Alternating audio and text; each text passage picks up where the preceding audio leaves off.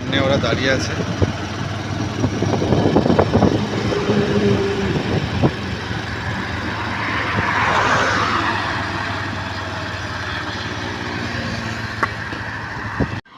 আমরা এখন এসেছি, এটাকে বলা হয় জয়কৃষ্ণপুর। বলো। জয়কৃষ্ণপুর সিও সিটির কল। প্রচণ্ড বৃষ্টি, চারিদিকে জল টল হয়ে গেছে, আপনারা দেখতেই পাচ্ছেন। কোনো একটা সাপ, কোনো একটা জঙ্গল, মানে বাড়ির পাশেই ঝোড় জঙ্গলের মধ্যে মানে আটকে গেছে।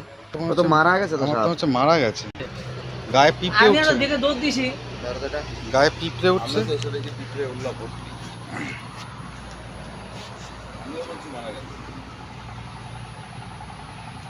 তো দূর থেকে দেখছে ওরা, হয়তো মারা গেছে সাপটা, তাই না?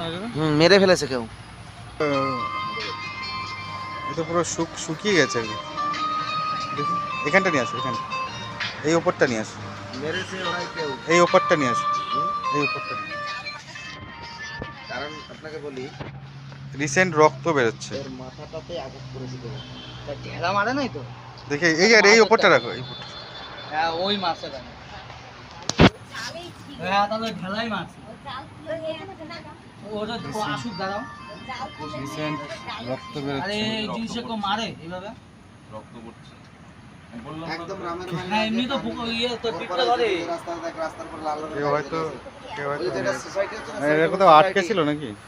মনে হয় এই জায়গায় একজন জাল পাতে, ওই হ্যালো। মেরেছে কিনা জানি না। আচ্ছা আচ্ছা। সমিতিটা সারালেই, দেখ সমিতিটা সারালেই, ও দাঁড়া আসুক, এবার জাল কিন্তু পাতে হবে না? সারিয়েই তোকে বললাম না, শক্ত হয়ে গেছে, তার মানে বেশ ঘন্টাখানেক তো হয়েছেই। আরে না আমি এই জায়গাটা হেলিকপ্টার থেকে দৌড় মেরে আসছি, আমার ভক্তি দেখি ওই জায়গায় ওই রকম ভাবে পড়া। তোর ডিগির মধ্যে বেজিও মারতে পারে, কিন্তু বেজি বেজি মারলে একটু মারলে হলো আঘাত থাকবে। একটু আঘাত থাকবে। একে যে মেরেছে, ও এর মাথায় আঘাত করেই মেরেছে। তাহলে ঢালাই মার, কিন্তু ওই জায়গায় জাল পাতে তো অনেকক্ষণ ছিল না।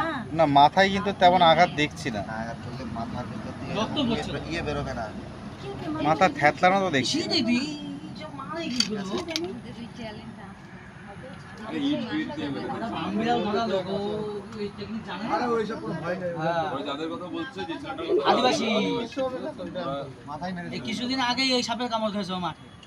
হ্যাঁ 7 দিন ভর্তি ছিল। হসপিটালে ছিল তো। ঠিক আছে, এটা দুঃখজনক ঘটনা।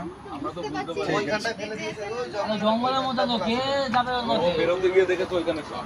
এবার আমরা তো দেখেই বলেছি মারা গেছে। ঠিক আমি আছে, ওই জন্য তোমরা সাথে একটু সাথে সচেতন, একজনকে তোমরা তো ফোন আমাদের করলাম। ফোন করেছো, ও আবার এই দাদা তোমরা তো ফোন করেছে। কিছুই জানো না। ঠিক আছে, দাদার নামটা কি? রণজিৎ রায়। তোমার নাম? রাজু মন্ডল। ঠিক আছে, সিএসিটিকে কল করার জন্য ধন্যবাদ।